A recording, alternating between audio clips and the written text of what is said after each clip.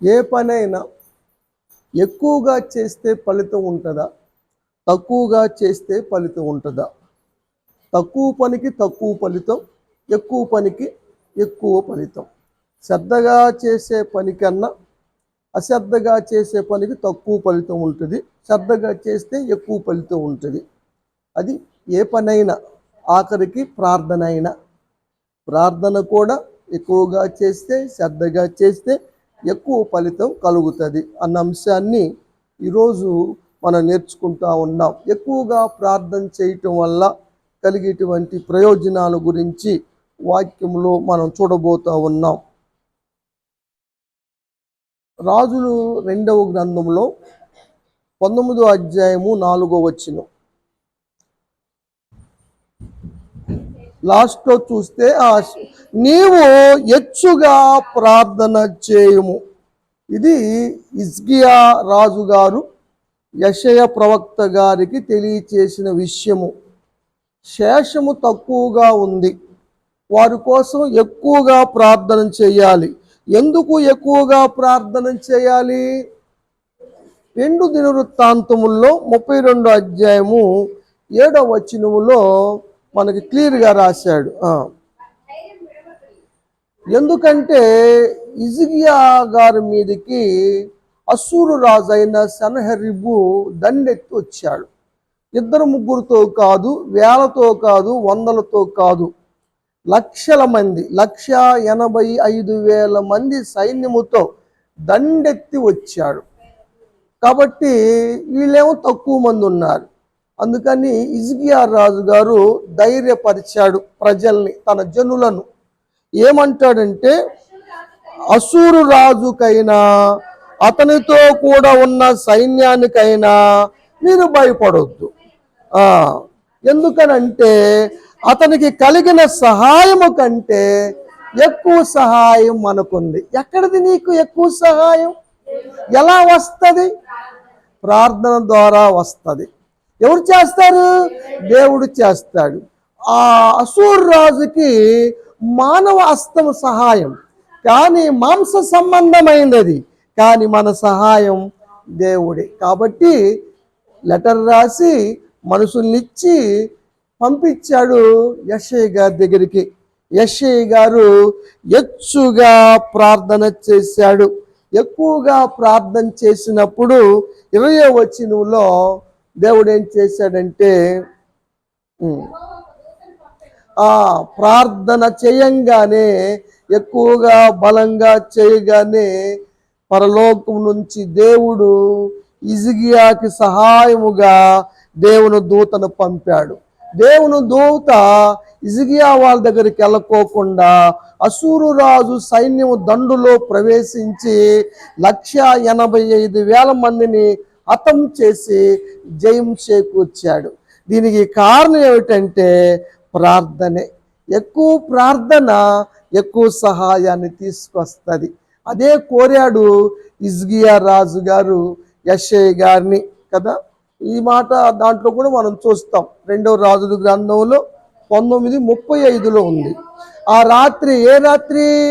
బలంగా ఎచ్చుగా ప్రార్థన చేసిన రాత్రి అశ్షూరు దండులోకి దేవుడు దూతను పంపితే 1,85,000 మందిని హతం చేశాడు కదా. ఏ శత్రువునైనా మనం జయించాలంటే ప్రార్థనే. అది ప్రార్థన మనం ఎక్కువగా చేస్తే మంచిది అన్న సందర్భము ఇక్కడ కనపడతా ఉంది. అందుకని రాజుగారైనప్పటికీ, అతనికి ప్రార్థన చేయటం వచ్చినప్పటికీ, హిజ్కియా ప్రార్థన ద్వారా దేవుడు జనులు కూడా స్వస్థపరిచాడు. వారు పస్కాను భుజించేటప్పుడు శుద్ధి చేసుకోకుండానే వారు పస్కాను భుజించినప్పుడు వారు అస్వస్థతకు గురయ్యారు. అప్పుడు హిజ్కియా ప్రార్థన చేస్తే, హిజ్కియా ప్రార్థన అంగీకరించిన దేవుడు జనులను స్వస్థపరిచినట్టుగా వాక్యం తెలియచేస్తూ ఉంది. తను ప్రార్థన చేసేవాడైనా, ప్రార్థన వచ్చేవాడైనా, నా ప్రార్థన కన్నా ప్రవక్త ప్రార్థన చేస్తే మంచిది, దైవజనుడు ప్రార్థన చేస్తే మంచిది. నేను రాజును కదా, నా ప్రార్థన కన్నా దేవుని ప్రతినిధిగా ఉన్న ప్రవక్త యెషయా గారు ప్రార్థన చేస్తే మంచిదని లెటర్ రాసి మనుషులకిచ్చి పంపించాడు. అతని ఉద్దేశం సఫలపరచబడింది, సహాయము దొరికింది. అదేవిధంగా మరి అమ్మాయి విజయ కూడా బాగా ప్రార్థన చేస్తుంది. బాబీ కన్నా విజయ ఎక్కువ విశ్వాసంగా ఉంటుంది, ప్రార్థన కూడా బాగా చేస్తుంది. అయినప్పటికీ సంఘ ప్రార్థన బలమైన ప్రార్థన అని మరి ప్రార్థన పెట్టుకుంటానికి వారికి రావటానికి అవకాశం లేకపోయినా, మరి వారికి జాబులు సెలవులు ఇవ్వకపోయినా, హైదరాబాద్లో ఉంటున్న వారు ఇక్కడ స్థానిక సంఘములో కూటం పెట్టుకుంటానికి బిడ్డలు ఇష్టపడ్డారు. కాబట్టి సంఘ బిడ్డలు మరి ఆసక్తిగా ప్రార్థన చేయండి. సంఘం ప్రార్థన చేస్తే పాతాళ ద్వారాలు నిలవలేవు. సంఘ ప్రార్థనకి దేవుని దూత దిగివచ్చి బంధకాల నుంచి విడుదల దయచేసింది పేతురు గారికి సైతం.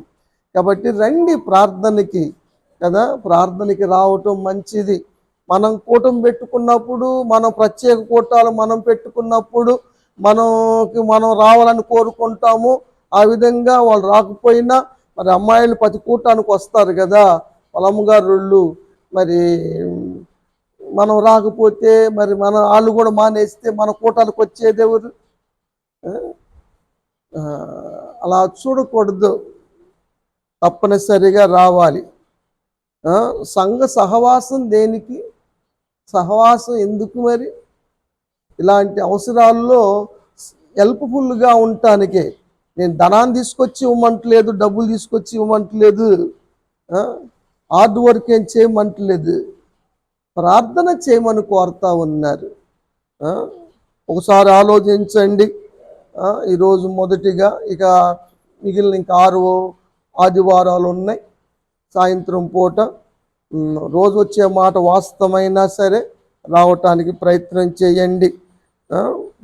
ఈ సహాయం కూడా చేయకపోతే ఇంక మనం ఏం సహాయం చేయగలుగుతావురా? ఏమన్నా మాటలేనా? దావీదు జీవితంలో జరిగిన విషయాన్ని కూడా మీకు నేను తెలియచేస్తాను. 55వ అధ్యాయం కీర్తన 17వ వచనం.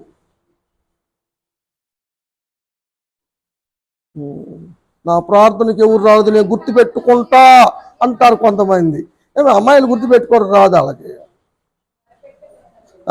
సాయంకాలము, ఉదయము, మధ్యాహ్నం అంటే 3 పూటలు కూడా ధ్యానించేవాడు, ప్రార్థన చేసేవాడు.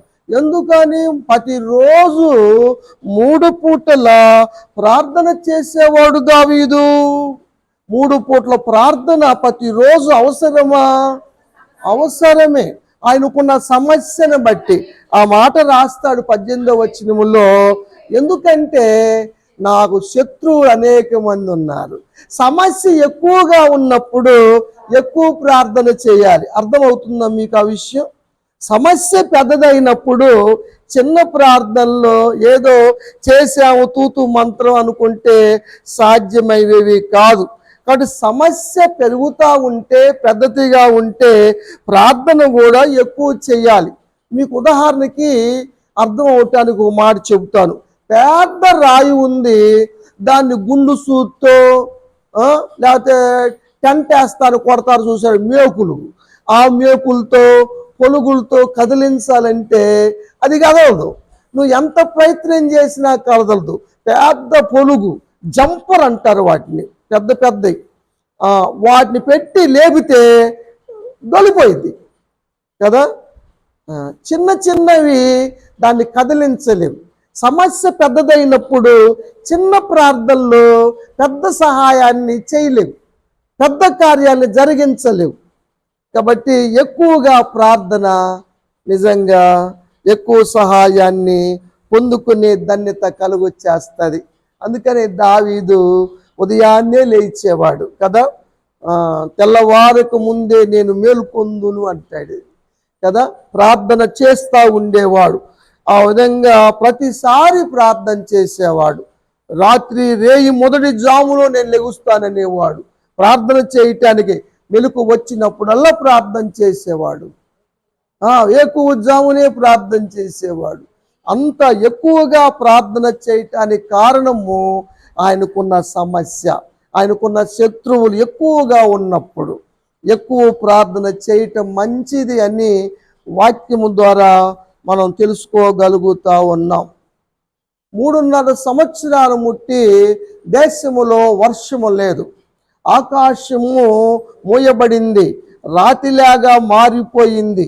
అలాంటి సమయములో ఏలియా రాజుగారి దగ్గరికి వచ్చి, వర్షము రాబోతా ఉంది, నాకు శబ్దం వినబడుతుంది, నువ్వు రథం ఎక్కి వెళ్ళిపో అన్నాడు.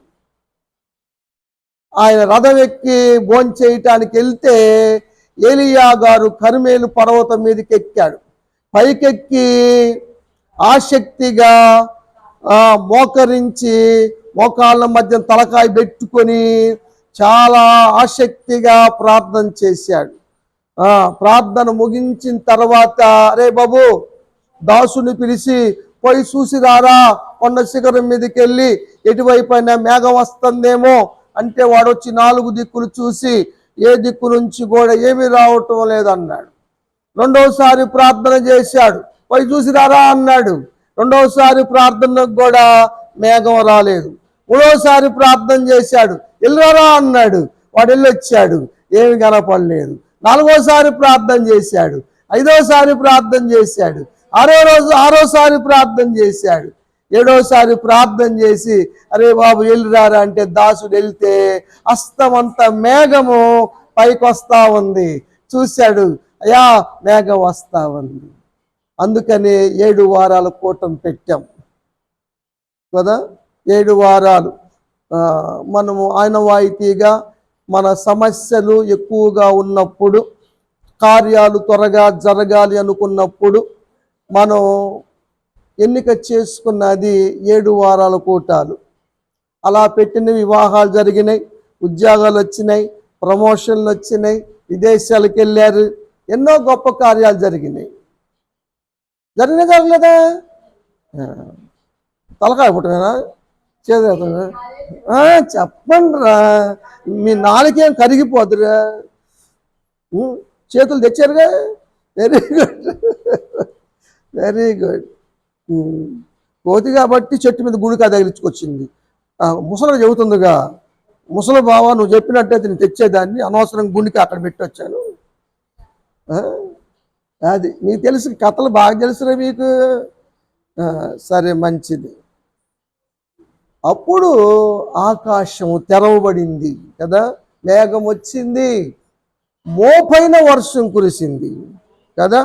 అక్కడ రాశాడు కదా, 18వ అధ్యాయం రాజుల మొదటి గ్రంథంలో ఉంటుంది ఇది.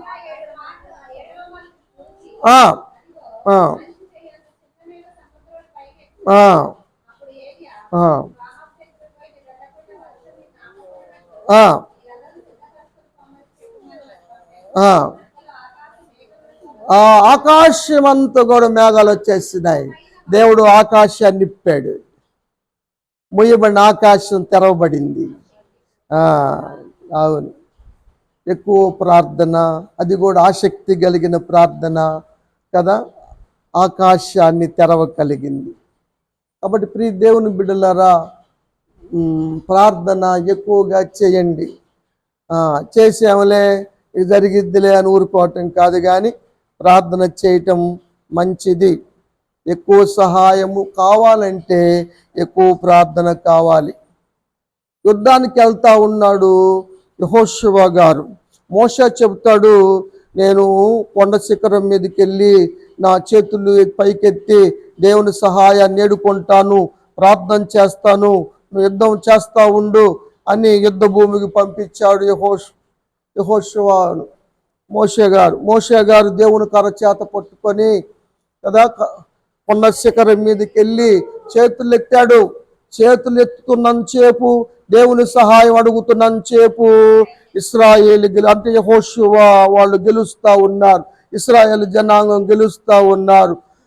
బొరువెక్కి నెబ్బుట్టి చేయి దించాడా, ఓడిపోతా ఉన్నారు.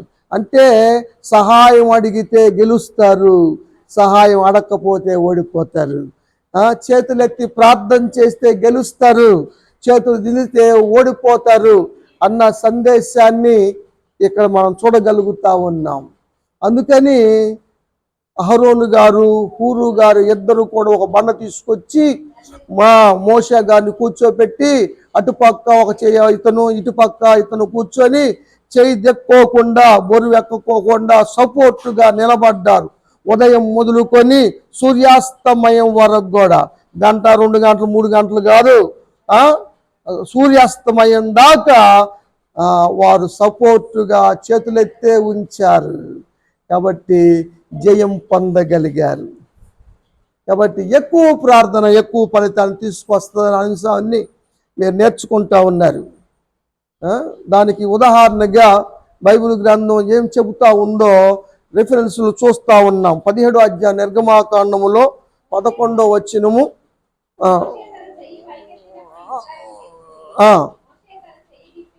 చేయి దించితే వాళ్ళు గెలుస్తూ ఉన్నారు శత్రువులు.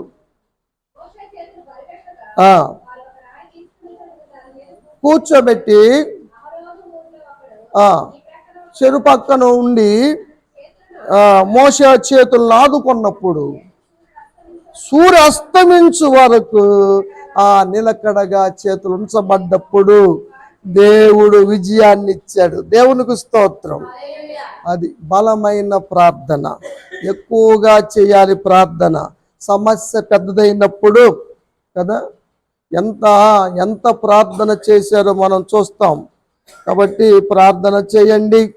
1 గంట 2 గంటలు కాదు, కానీ ప్రార్థన చేయటం, ఎక్కువ సమయం ప్రార్థన చేయటం, ఎక్కువ ప్రార్థన చేయటం మంచిది అన్న విషయాన్ని వాక్యం ద్వారా మనం తెలుసుకుంటా ఉన్నాం.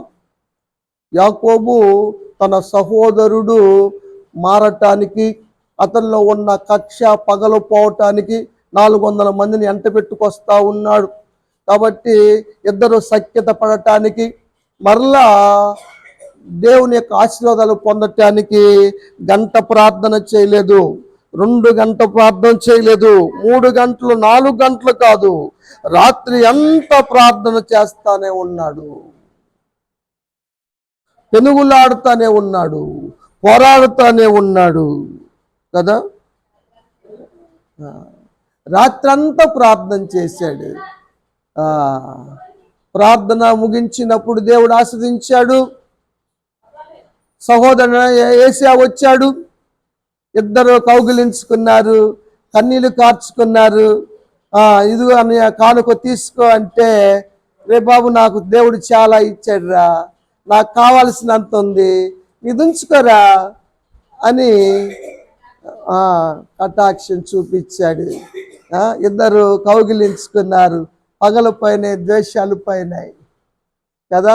ఏదైనా ప్రార్థన మార్చగలుగుతుంది, పరిస్థితులను మార్చి సమాధాన పరచగలుగుతుంది కదా. ఆ సమస్త వాళ్ళని సమాధానపరచునుగాక. బిడ్డ పేరు మరి జాబులో నుంచి తీసేసే లిస్టులో కాకుండా దేవుడు కృప చూపునుగాక. కాబట్టి దేవుడు చెయ్యాలి అంటే మనం ప్రార్థన చేయాలి. మన ప్రార్థన బట్టి దేవుని సహాయం ఆధారపడి ఉంటుంది అన్న సత్యాన్ని ఈ రాత్రి మీరు గమనించాలని మీ అందరికీ నేను తెలియచేస్తా ఉన్నాను. సమస్యలు లేనప్పుడు కొంతమంది ప్రార్థన చేయరు, సమస్యలు వచ్చినా కూడా కొంతమంది ప్రార్థన చేయరు, ఉపద్రవంలో పడినప్పుడు ప్రార్థన చేస్తారు. అలాంటి వ్యక్తుల్లో యోనా గారు ఉన్నాడు. మరి దేవుని యొక్క ప్రవక్త యోనా ఎప్పటి నుంచి దేవుని ప్రవక్త? అసలు ఎవరికి ప్రవక్తగా ఉన్నాడు? ఎవరి కాలములో ఆయన ప్రవక్త పనిచేశాడు? ఆ విషయాన్ని వీలైతే నేను బుధవారం చెప్తాను. రేపు జేమ్ గారు వాళ్ళ కూటము, బుధవారం నాడు లతా వాళ్ళ కూటం కాబట్టి పరిచర్య విధానం తెలుసుకోవాలి. దేవుడు పరిచర్యకి ఎన్నుకున్నాడు బిడ్డని. పరిచర్యను పక్కన పెడితే ఎలాగుంటుంది? దేవుని మాటను కాకుండా సొంత నిర్ణయాలతో ప్రయత్నాలు చేస్తే ఎలా ఉంటుంది? దేవుడు ఏ విధంగా కంట్రోల్ పరచగలడు, మళ్ళీ ఏ విధంగా సరిచేయగలడు, బుద్ధి చెప్పగలడు, నేర్పగలడు, మళ్ళీ వాడుకోగలడు అన్న అంశాలు బుధవారం నేర్చుకుందాం. వారికి కూడా అవసరం, అది వారు కూడా తెలుసుకోవడం మంచిది. ఆ రోజు చెప్తాను. ఆ, సరే మంచిది. ఆ, యోనా గారు నిద్రపోతా ఉన్నాడు, భయము లేకుండా ఓడ దిగువ భాగంలోకి వెళ్ళి నిద్రపోతా ఉన్నాడు. ఓడలో ఉన్న వాళ్ళందరూ ఎవరు దేవుళ్ళకి వాళ్ళు ప్రార్థన చేస్తూ ఉంటే, సృష్టికర్త అనే దేవుణ్ణి నమ్ముకున్నటువంటి ప్రవక్త నిద్రపోతున్నాడు ప్రార్థన చేయకుండా. ఏమనాలంటారు? ఆఖరికి అన్యుడైనటువంటి ఓడ నాయకుడి చేత అనిపించుకున్నాడు, ఓ నిద్రపోతా, ఏమొచ్చిందిరా నీకు, మాయ రోగం అన్నట్టు. ఏమొచ్చిందిరా నీకు? అందరూ చచ్చిపోతా ఉంటే ప్రాణాలు గుప్పెట్లో పెట్టుకొని ప్రార్థన చేస్తూ ఉంటే నీకేమొచ్చిందిరా, గురకలు పెట్టి నిద్రపోతున్నావు? లేచి ప్రార్థన చేయి నీ దేవుణ్ణి. ప్రార్థన బ్రతికించిద్ది. మనం బ్రతుకుతామేమో, మనం సాగుకోకుండా దేవుడు ప్రార్థన బతికిస్తాడేమో అంటే ప్రార్థన చేశాడా ఏమన్నా? భయపడ్డాడు.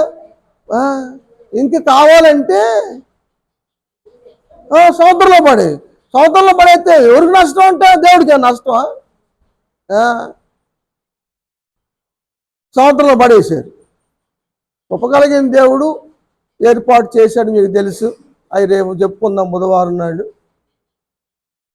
ఏమ్మా, చేప కడుపులో ఉంటే చేప కడుపులో ఉన్న సంగతి తెలియక పాతాళ ద్వారంలో ఉన్నారనుకొని ఇప్పుడు మొదలు పెట్టాడు ప్రార్థన.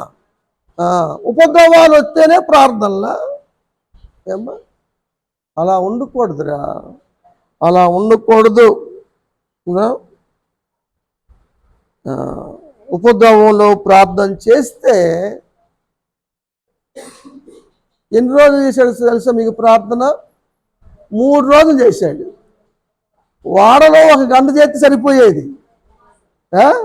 3 రోజులు ఉపవాసం ఉండి బలవంతంగా జయించాడు దేవుడు. 3 రోజులు చేప కడుపులో ఉండి చేప వెనక్కి తిరిగి నినివే పట్టణానికి బయలుదేరి 3 రోజులు ప్రయాణం చేస్తా ఉంది. 3 రోజులు అయ్యా మొక్కుబడి తీరుస్తానయ్యా, మందిరానికి వస్తానయ్యా, ప్రార్థన చేస్తున్నాడు కదా. 3 రోజులు ప్రార్థన చేశాడు. అప్పుడు దేవుడు అక్కడ కక్కిచ్చాడు నినివే పట్టణంలో కదా. యేసుప్రభు చెబుతాడు ఆ చేప పేరు, ఎన్ని రోజులు చేప కడుపులో ఉంది. మత్తయి సువార్త 12వ అధ్యాయం 40వ వచనం.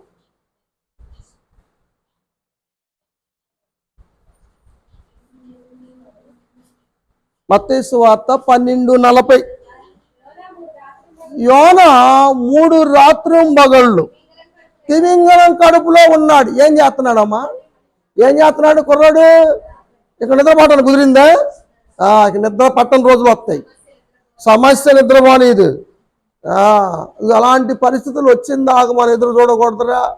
ప్రార్థన చేస్తూ ఉండాలి, సమస్యలను తీసేసుకుంటా ఉండాలి.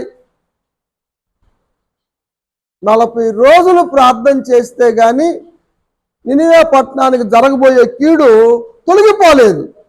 మొదటి రోజు చేశారుగా, ఉపవాసం ఉండి ప్రమాణాలు చేశారుగా, సాటింపు వేసుకున్నారుగా, ఆఖరి గేదలకు కూడా గడ్డేయలేదుగా, చెడుతనం మానేశారుగా, మార్పు వచ్చిందిగా, పశ్చాత్తాపడ్డారుగా. అయినా దేవుడు 2వ రోజు చేశాడా, 3వ రోజు చేశాడా, 4వ రోజు చేశాడా? 40 రోజులు కంప్లీట్గా వాళ్ళు ఉపవాసం ఉన్న తర్వాత 40వ దినాన్న నేను కీడును తొలగిస్తున్నానన్నాడు.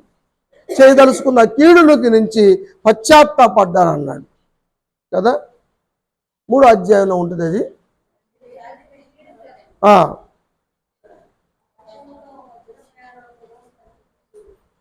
ఇంకొంచెం కిందకమ్మా.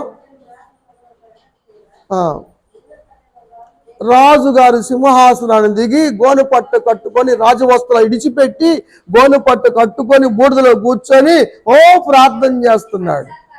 పశ్చాత్తాపడ్డాడు. చెడుతనాన్ని మానుకున్నారు వాళ్ళు, అన్ని మానేశారు. ఇంకొంచెం కిందకి వెళ్ళమ్మా.